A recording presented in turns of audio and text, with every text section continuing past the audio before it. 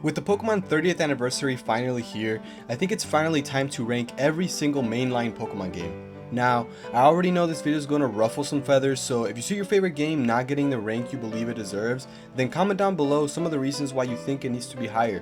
And lastly, remember that this is my opinion. How you feel about a game is all up to you, so with that in mind, let's get started. So let's go over some ground rules. Number 1, this video will only include mainline Pokemon games. So as much as I would love to throw Pokemon Pokopia on here, I won't.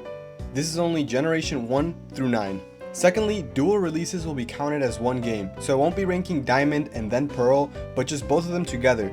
And third rule, I won't be going based off nostalgia, and I will be going based on several factors like team building options, story, the map, the lore, and the characters, and things like that. Okay, so now that we have those ground rules, let's get started with the games that started it all.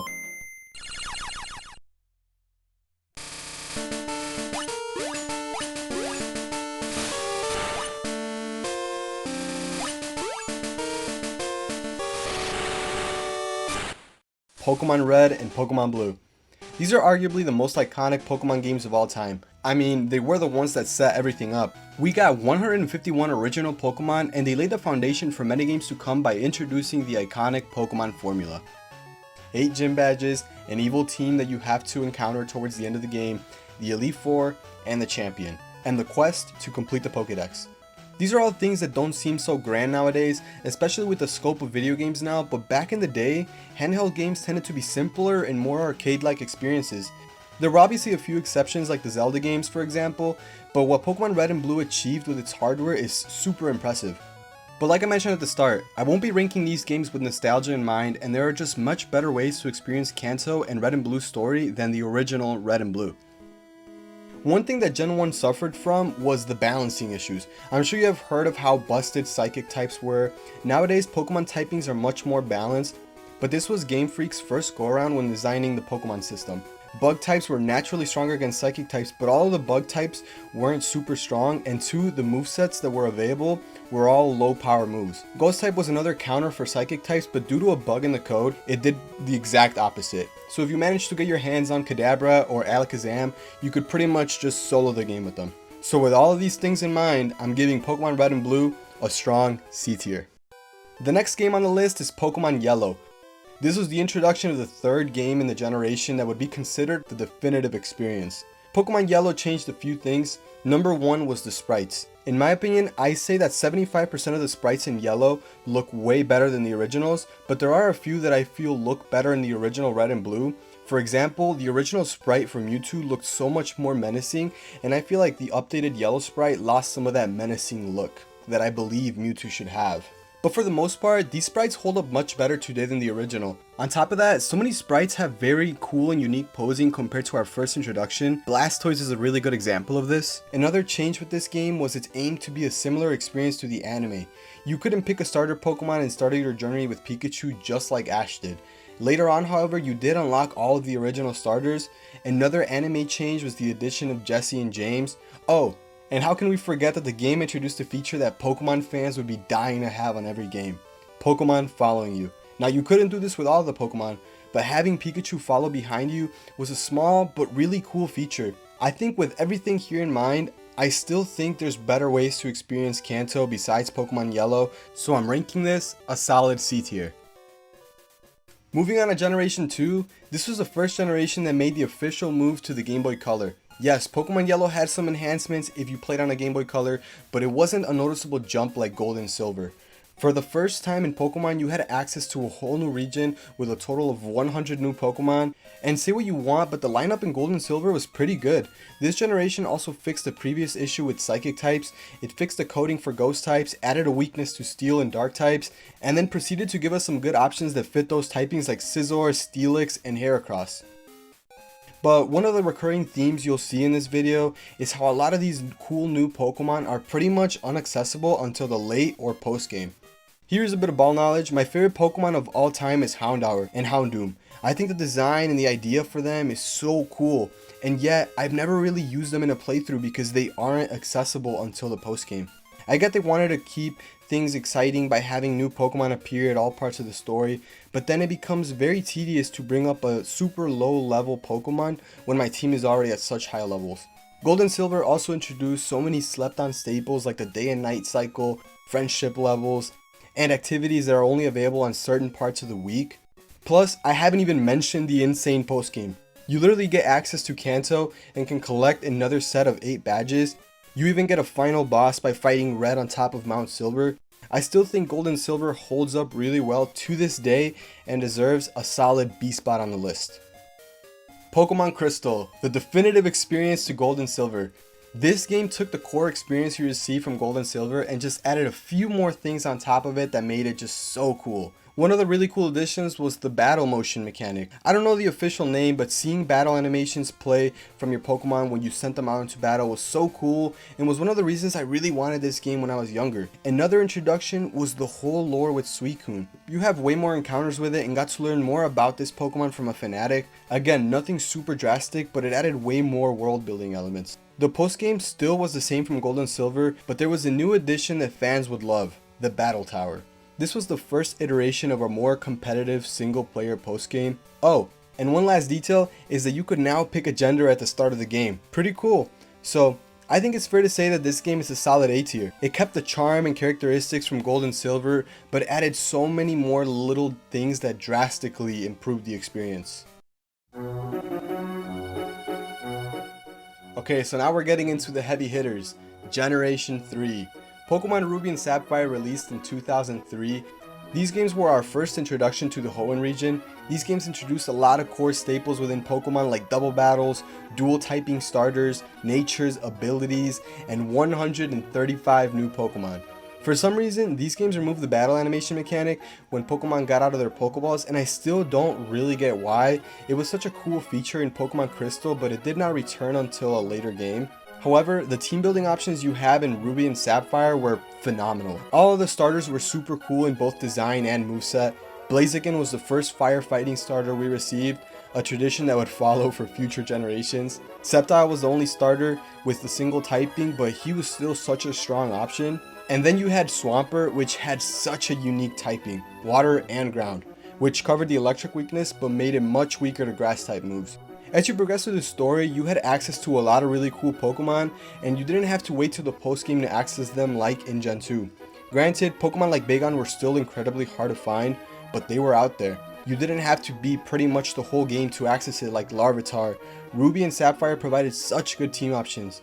On top of that, the story took a far more serious tone. For once, the different versions weren't just different titles with different Pokemon. Each version had you facing a different opposing organization, either Team Magma or Team Aqua depending on whatever game you were playing. They both had a very similar objective, but they had different teams and different hideouts, so if you were one of the lucky kids that got both games, it would feel like a different experience.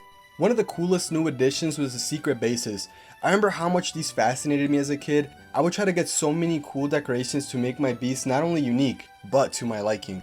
But like I said earlier, I'm not ranking these games based on nostalgia, but nostalgia aside, this was an added feature that changed the experience. It gave you extra things to do besides the main game. One of the things that I wish carried over from Gen 2 was the day and night cycle. These games carried over the clock-based events, but one of those events was not the day and night cycle, which I feel would have added a bit more to the experience. All in all though, I think Ruby and Sapphire was the moment Game Freak really solidified their footing. All of the new mechanics introduced were so good and made each Pokemon feel really unique, especially natures and abilities which drastically alter your stats. With all this in mind, I'd give Ruby and Sapphire a strong A tier. It would be S tier, but you know, too much water. Now we're gonna look at the games that even got me into Pokemon. Fire Red and Leaf Green. Remember at the beginning of the video when I mentioned there were better ways to experience Kanto? Well, this is it. Pokemon Fire Red and Leaf Green are remakes of the original games with balancing updates and new mechanics from Ruby and Sapphire. There were a few changes that brought over the new mechanics like double battles, but for the most part, these games are quite literally faithful remakes. You cannot even encounter Gen 2 or Gen 3 Pokemon until you have completed the main game and unlocked the post game. This is in part something that is really cool because it allowed you to experience Gen 1 with the new graphics and updated Gen 3 sprites, the new mechanics like natures and abilities, and the newly balanced psychic type. However, this was a double-edged sword because your team options were limited to only Gen 1 Pokemon until you beat the game. And that's where the faithful remake stops because Fire Red and Leaf Green introduced a really cool post-game, the Sevii Islands. This post-game gave you access to a wide variety of Gen 2 and Gen 3 Pokemon, and upon completing the post-game, you got access to finally trade with other Gen 3 games. One thing I have to nitpick on is how hard the Pokedex was to complete, because you didn't just need Ruby and Sapphire, you also needed Pokemon Colosseum and XD Gale of Darkness, since a few Pokemon were only available on those games. Regardless though, I'm going to put my foot down and say that Fire Red and Leaf Green are the best ways to experience the Gen 1 Pokemon games. They took all the good mechanics previously established and made a faithful remake that gives you the same feeling from the originals, but with an updated experience. I'm going to give this a really solid A tier. Not quite as high of an A as Ruby and Sapphire, but an A nevertheless. The last game introduced to us in Generation 3 was Pokemon Emerald. This was essentially the Pokemon Crystal of the Gen 3 games. However, rather than keeping the same story from those titles, it's a different story where you go against both Team Aqua and Team Magma. And I actually really like this concept more than the original Ruby and Sapphire. Both of the teams are actively trying to fulfill their quest to expand the sea and the land respectively, and you have to face both rather than not just one. As the story progresses, both teams wake up Groudon and Kyogre, and we get our first ever cutscene in a Pokemon game. From here, you have to go get Rayquaza to get both of them to calm down. This wasn't the first game to have optional legendaries, but it was the first to give us a third main legendary that tied to the story in the definitive game. On top of that, there were also some quality of life changes. For example, the battle animations were back.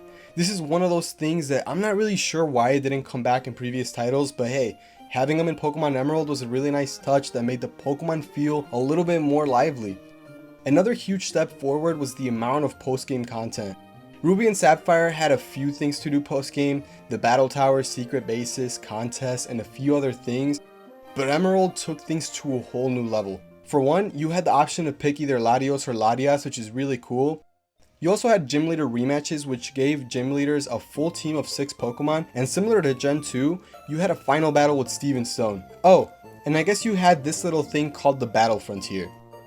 I'm kidding, but this would end up becoming a huge favorite. The Battle Frontier was pretty much the Battle Tower, but on steroids, and then you add DLC on top of it. There were multiple facilities, each with their own rules and guidelines.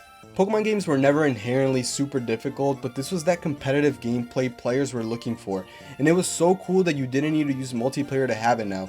I think this is a no-brainer, but I'm giving the first S tier spot to Pokemon Emerald.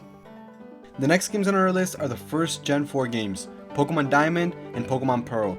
These were the first games on the new Nintendo DS console, and they lived up to the hype. The new Pokemon were all super cool. The new legendary Pokemon were crazy. We went from Legends of the Sea and Land to Legends of Time and Space. Talk about power scaling. Now, I am biased because Sinnoh is my favorite region of all time, but that doesn't mean I'm gonna give these games an automatic S tier because they did have their issues. So let's start with the team building, because this region was pretty weakly balanced. I'm sure you all have heard about the fire type dilemma of this generation. You pretty much only had 2 options, Infernape and Rapidash. It was so bad that even Flint, the fire type specialist Elite 4 member, had only 2 fire types on his team, those being Rapidash and Infernape. Secondly, a lot of really cool evolutions we received this generation, like Electivire, Magmortar, Dusknoir, Licky, and so many more are limited to the post game. I understand not wanting you to have super OP Pokemon super early, but having you beat the game to access these kind of Pokemon takes away from the experience a bit. Another issue with these games is how slow they ran. There are literal videos online of people using a move that will KO a Blissey and record how long it takes for that health bar to drop. I know it seems like I'm just complaining about these titles, but like I mentioned, Gen 4 is my favorite generation. The story, the Pokemon, the soundtrack, there is so much to love about these games. One of the things I really liked about the early Pokemon games is how event Pokemon were handled. For example, Deoxys, one of my favorite Pokemon by the way. To get it, you received a ticket that allowed you to board a ferry to a mysterious island. You then solved the puzzle and Deoxys would come out and battle you.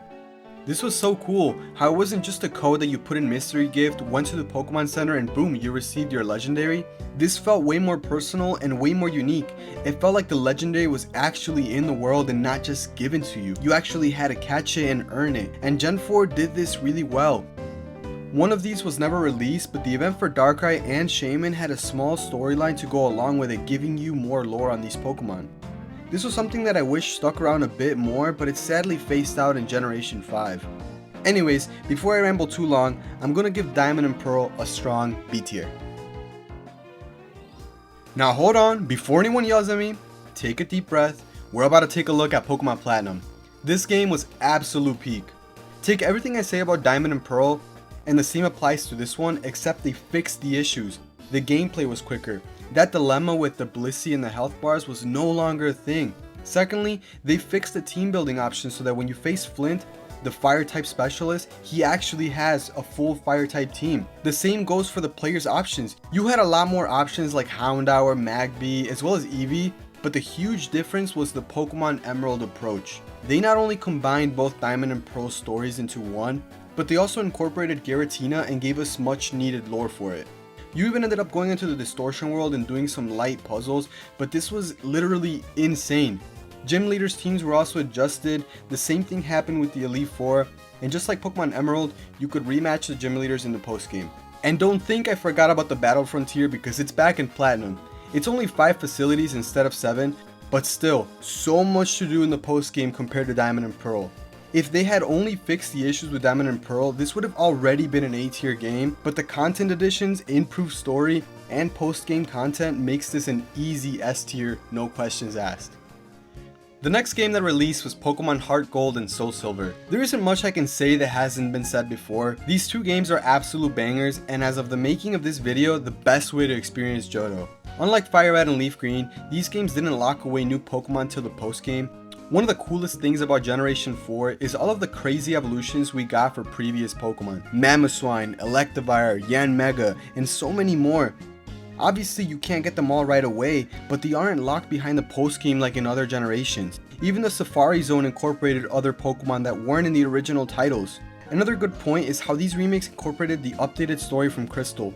Although they are Gold and Silver remakes, they still added all of the bonus content from that game, like the Suicune quest. They even brought back the feature that fans were desperately waiting on for years, Pokemon following you. And I know I said I'd keep bias away from the rankings, but in my opinion, this is the best version of this iteration. Once you finish the game, you still have the post game, which is literally another whole region with 8 new gym leaders and the Elite Four. The amount of content you get is literally crazy. Once you are done with that, you can even go fight Red on top of Mount Silver. Absolute cinema. But we're not done. This game also brought back in-game events similar to what Diamond, Pearl, and Platinum did. You had the Celebi event in which you uncovered some lore and time traveled. Then there was the Arceus event in which you received the level 1 legendary of your choosing after watching a minute-long cutscene. There is a reason these games cost over $300 nowadays. I could ramble on for hours as to why these games are peak, but I think you guys get the point. This is an easy S tier. Generation 5. I've heard people talk about Pokemon Black and White and say that it was aimed to be a similar experience to Generation 1, and I gotta say, I kind of agree with this. You are in an entirely new region that for the first time isn't based in Japan, and you have an entirely new Pokedex with 150 new Pokemon, by the way. The whole game you are limited to only these new Pokemon, so it was an entirely new and fresh experience. This is also when people came in and started the bandwagon of saying Pokemon designs were lazy, but I think this generation had some of the coolest Pokemon. Chandelure was so cool, Galvantula, Ferrothorn, Electros, Zoroark. There were so many cool designs, and obviously when there is 150 new Pokemons, there are bound to be some that aren't as interesting or compelling as the others, but I think overall this Pokedex was very balanced and very cool. When it came to team building options though, this game was damn near flawless because there are so many good options in Unova. Another great addition was how TMs are no longer one-time use. And then another cool new feature that for some reason never came back was Seasons. This game introduced Seasons, which didn't add much to the story, but it made playing the game over a span of time more fresh and unique. There were areas you could only access during certain seasons, and I think this was a really interesting and fun concept. The story of this game also took a much deeper turn. Before, Pokemon games weren't known for their story. Sure, you had your scales ramping up every game, but in Black and White, they took a more philosophical route. Your main antagonists were Team Plasma, a Pokemon liberationist group that wanted to free Pokemon from their trainers. And to have this deep philosophical question in a game aimed at 5th graders was kinda crazy. Throughout the story, you end up meeting N, and he asks you a lot of these philosophical questions. Obviously, at the end, it turns out it was just a ploy from Ghetsis to ensure that he was the only one who could use Pokemon to do his bidding. But this twist in the story was fresh and so good. The art style of these games also looks phenomenal as they shifted from basic sprites to animated ones. The post-game here wasn't as crazy as the previous titles, but you still had pretty much half of the region to explore. Once you unlocked the national dex, you could also find older Pokemon. You also had some really cool version exclusives in this game as well. Pokemon Black got Black City, and Pokemon White got White Forest. Both functioned pretty much the same, but it was cool seeing a version difference that wasn't just the available Pokemon. I was debating long and hard where I wanted to fit this title, but after looking back at everything I did and how well designed this game was, I think this is an easy S tier. The next game on the list is Pokemon Black and White 2, and rather than updating Black and White and adding additional content like Emerald and Platinum and Crystal, Black and White 2 took a different route by introducing a time skip. This game takes place 2 years after the event of Black and White. You'll see previous characters like Sharon, who is now the first gym leader, and Bianca, who is now the professor's assistant.